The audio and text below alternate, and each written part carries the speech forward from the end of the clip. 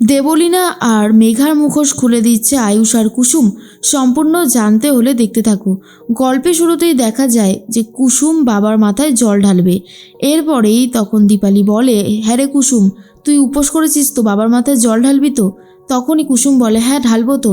তবে জানো তো পিসি, আমাদের গ্রামে একটা রীতি ছিল, উপোস করার পর স্বামীর হাতে জল খেয়েই বউরা স্ত্রীরা আর কি তাদের উপোস ভাঙতো। জানি না আমার কপালে সেই সৌভাগ্য হবে কিনা, তবে আমি তো এই বিয়েটাকে মেনে নিয়েছি, তাই না? আমি তো ছোট স্যারকেই নিজের স্বামী হিসেবে মেনে নিয়েছি। তখনই দীপালি বলে, কিন্তু তুই কি করে আয়ুষ বাবার কাছ থেকে জল খাবি বলতো? আমি তো কিছুই বুঝতে পারছি না রে কুসুম। কুসুম বলে, শোনো না পিসি, কি করে এখন উপোস ভাঙবো সে কথা না চিন্তা করাই ভালো। তাহলে ঠাকুর রীতিমতো আমার উপর রেগে যাবে। আর তার থেকেও বড় কথা, এখন আমার কোনো কষ্ট হচ্ছে না, আমি বরং বেরিয়ে পড়ি, কারণ দেবীমা আমাকে নিয়ে যাবে বলেছে। অন্যদিকে দেখা যায় আয়ুষ চলে গেছে কুসুমের বাবার কাছে আর বলে, তুমি আমাকে ড্রাইভারের ড্রেস আর টুপিটা দাও প্লিজ, তুমি কাউকে বলো না। কিন্তু কুসুমের বাবা কিছুতেই দিতে চায় না আর বলে, ছলের আশ্রয় নেবে, এটা ঠিক হবে না আয়ুষ বাবা। কিন্তু আয়ুষ তখন বলে, কিচ্ছু করার নেই, আমাকে এইটুকু করতেই হবে। আসলে আমি আমার মায়ের সাথে সম্পর্কটা ঠিক করে নিতে চাইছি, আর এটুকু করতে তুমি আমায় সাহায্য করবে না বলো? তখন কুসুমের বাবা বলে, আচ্ছা ঠিক আছে, তুমি যখন এত করে বলছো তখন আর আমার কিছু বলবার নেই। এদিকে আয়ুষ রীতিমতো ড্রাইভারের পোশাক পরে চলে এসেছে। তখনই চলে এসেছে ইন্দ্রাণী গাঙ্গুলি, গাড়িতে উঠে পড়ে। এরপর ইন্দ্রাণী গাঙ্গুলি বলে, কুসুম আসবে, ও তো উপোস করেছে। এরপর কুসুম এসে যায় আর তখনই আয়ুষকে দেখে বলে, ছোট স্যার আপনি এখানে?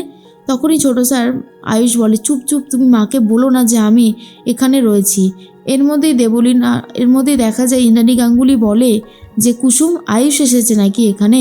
তখন কুসুম বলে, না না দেবীমা, আসলে আমি ভাবছিলাম যে মেঘা ম্যাডাম ছোট স্যারের জন্য উপোস করেছে কিনা।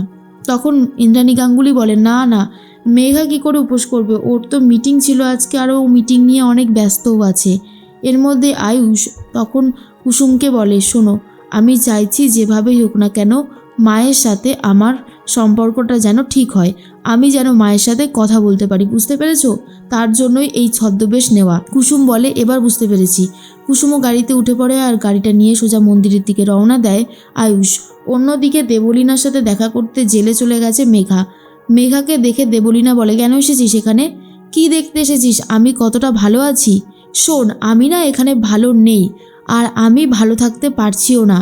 সব কিছু হয়েছে ওই কুসুম সরকারের জন্য। তোর তো এখন আয়ুষের সাথে বিয়ে, তোর তো এখন বাজারই আলাদা। এরপরেই মেঘা বলে, তুই কেন এরকম বলছিস? তোর কি মনে হয় যে আমি আয়ুষকে বিয়ে করতে চাই? আমি কখনোই ওই আয়ুষকে বিয়ে করতে চাই না।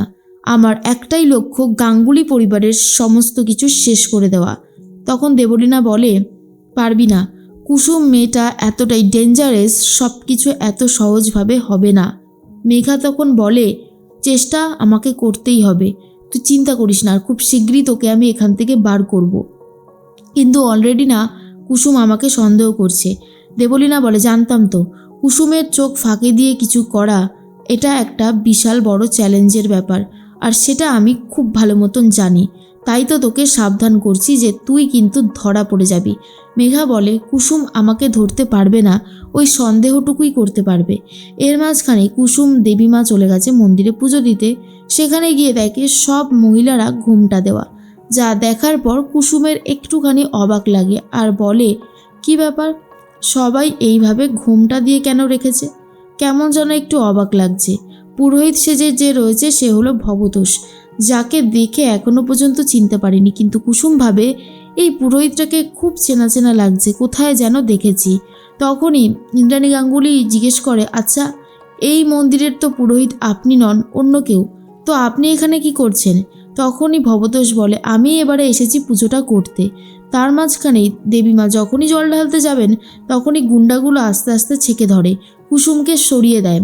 এরপর গুন্ডাগুলো বলে, আমরা সবাই ঘিরে নিয়েছি আপনাকে, ইন্দ্রাণী গাঙ্গুলি আপনি এখান থেকে আজকে বাড়ি ফিরতে পারবেন না। কুসুম বলে, সেই জন্যই আমার সন্দেহটা হচ্ছিল। এরপর কুসুম আর ইন্দ্রাণী গাঙ্গুলিকে বাঁচাতে চলে এসেছে আয়ুষ।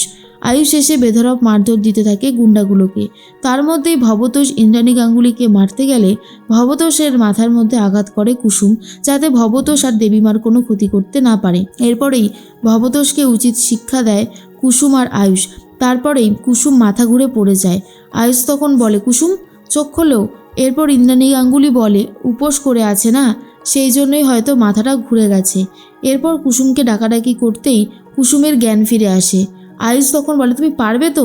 কুসুম বলে, হ্যাঁ ছোট স্যার, আমি পারবো সব কিছু করতে। তখন আয়ুষ নিজে এসে কুসুমের হাত ধরে আর দুজন মিলে বাবার মাথায় জল ঢালে। যা দেখার পর ইন্দ্রাণী গাঙ্গুলির সন্দেহ বাড়তে থাকে। মনের মধ্যে অদ্ভুত একটা চিন্তা চলেই আসে। এর মধ্যেই মেঘা বলে, আজকে ওই কুসুম সরকার ইন্দ্রাণী গাঙ্গুলির সাথে মন্দিরে পুজো দিতে গেছে। এই কুসুম সরকারকে যদি রাস্তা থেকে সরিয়ে দিতে পারতাম তাহলে আমাদের কাজটা অনেক বেশি সহজ হয়ে যেত। মেঘা তখন এই কথাগুলো বললে দেবলীনা বলে, অতটাও সহজ ব্যাপার নয়। আসলে আমি খুব ভালো মতন চিনি ওই কুসুম সরকারকে, ও অনেক কিছুই করতে পারে। তাই বলছি, ওকে কিন্তু সাবধানে রাস্তা থেকে সরাতে হবে।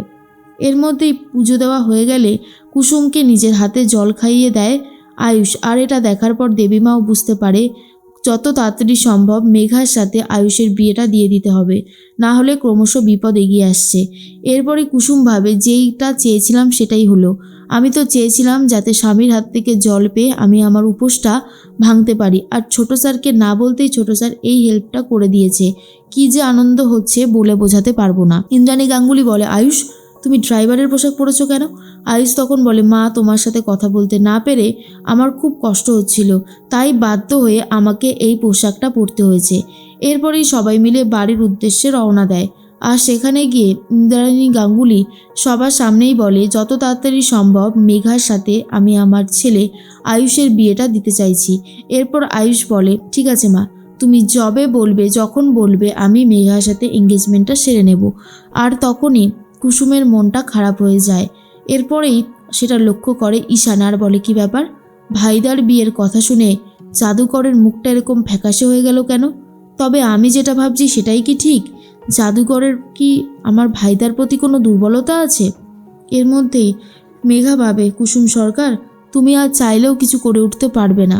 একদিকে তোমাকে জব্দ করব, আর একদিকে দেবলীনাকে জেল থেকে বাইরে বার করে নিয়ে আসবো। আর এই তোমাদের গাঙ্গুলি পরিবারকে কি করে ধূলিসাৎ করে দিতে হয় সেটা এই মেঘা খুব ভালো মতন জানে। ইন্দ্রাণী গাঙ্গুলিও বেঁচে থাকবে না, সমস্ত ব্যবস্থা করা হয়ে গেছে। কুসুমের মনটা খারাপ হয়ে যায়। কুসুম ভাবে, এমন একটা দিন তো আসার কথাই ছিল, তাই আমাকে এখন শক্ত হতে হবে। এর মধ্যেই ইন্দ্রাণী গাঙ্গুলির মনের মধ্যে একটা চিন্তাই চলতে থাকে, তবে কি কোনোভাবে আয়ুষের প্রতি কুসুমের দুর্বলতা আছে?